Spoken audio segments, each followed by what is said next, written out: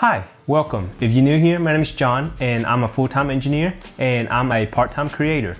I'm a filmmaker and a photographer. And today I have with me here a new release SmallRig wireless sling hand grip. This is a new product that was recently released by SmallRig for the DJI RS2 and RS3 gimbals.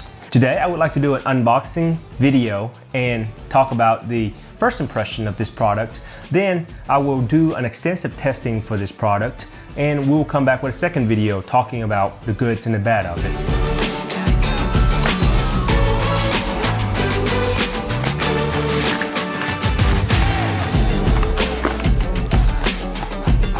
First thing first, product overview.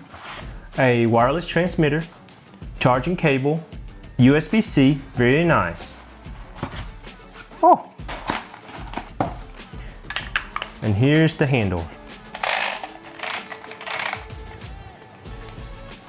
First impression, it feels very nice in your hand. It's a full grip. It has very similar control to what you have in your RS2. I don't quite know if it's the same layout as the RS3 or not, but it's different than the RS2. However, that's fine. I was a little confused when I first looked to order this product because they had this grip in multiple directions and I wasn't sure what was going on. But they have it like this for a very good reason. So if you were to go into underslung mode, then your control is here. The reason that I purchased this setup as opposed to just the handle is I already have the dual hand grip from before, also from SmallRig, and I really enjoyed it. Here's the other piece of the SmallRig setup. Ideally, I would want to shoot like this, but I haven't been able to in the past because the control is in the center and I keep constantly having to move my arm into the center. So now when I shoot, I'm a little off balance and I have to try to adjust for that. If I decide to shoot like this, now I have the wireless remote on this handle and that is very helpful. For whatever reasons, if I decide to use it in underslung mode, now I'm set and ready to go. You would mount this wireless transmitter onto your controller. You would mount your underslung onto it. Now, if I happen to be shooting and I want to go in underslung mode, here I am. And this controller will flip around. There we go. If I happen to decide that I don't like underslung mode, I could switch this into a dual handle mode and then I'll be good to go. This was just an unboxing video. I have not had a chance to test this yet, and I will not have a chance to really test it until I hit a couple of weddings that are coming up in the next month or so. Until then, I can't really give you my honest opinion about how reliable and how good it works. But from first impression, I like it. I'm willing to give it a try, and I'm gonna see how it works. I don't know if it's gonna work better in underslung mode. I don't know if it's gonna work better in dual handle mode. But what I do know is the ability to have two handles. Hello, so I'm currently in the backyard of my house and I got home a little early today, so we're gonna do a quick test with the system. The current state that I've been recording wedding videos is I have a handle over here and a center arm over here. You might observe that a lot of videographers shoot with just this center arm. For me, that doesn't provide such a stable shot. So I went and bought a dual handle, but the problem I have with that is I keep having to switch arm in and out in order to press the record button on this. So I've been doing this. However, because the center of gravity, I'm an engineer, is in this arm vertically. When I'm moving or rotating, it doesn't provide such good balance. It's a little harder to get a smooth transition shot or a rotating shot on just that center. So what this dual arm will allow me to do is now I can center the center of gravity of this gimbal and I have such smoother movement.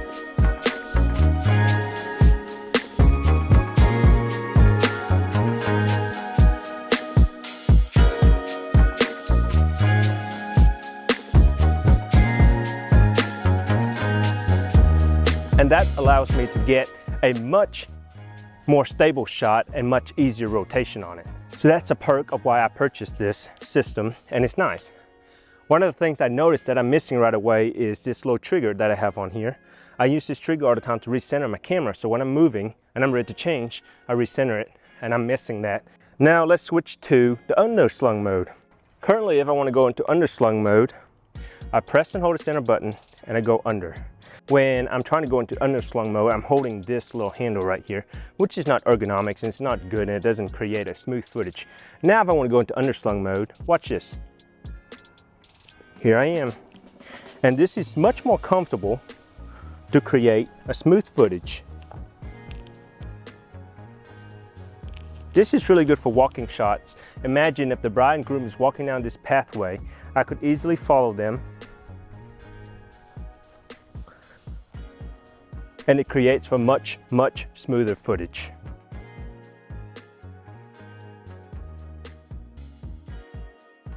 The other thing that I am anxious to test out, and I hope it's more reliable, is this record button on the DJI gimbals. There's been many times when you press the button, you get a positive feedback, but it didn't really click. So it takes multiple tries just to get that. And the button that I'm using right now in the last 5 or 10 clicks has been a lot more responsive and actually is clicking. So I'm looking forward to trying that out. I hope you enjoyed this unboxing video. If you're new here, I'm glad you're here. If you've been here before, thank you so much. I hope you come back. And I hope you subscribe. If you have any questions, leave them down below, and as I test them, I will answer the questions for you. And I hope to make a follow-up video about my experience with this product, how it works on a wedding day, and if I recommend it or not. That's it. I'll see you in the next video. Bye.